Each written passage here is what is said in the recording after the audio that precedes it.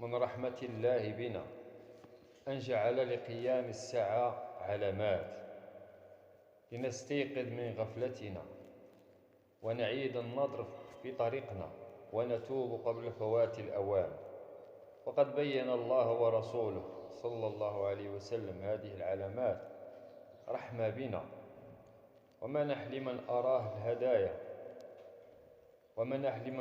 الهدايا، فكل علامة نراها اليوم هي نداء من الله: ارجعوا إلي قبل أن تغلق الأبواب.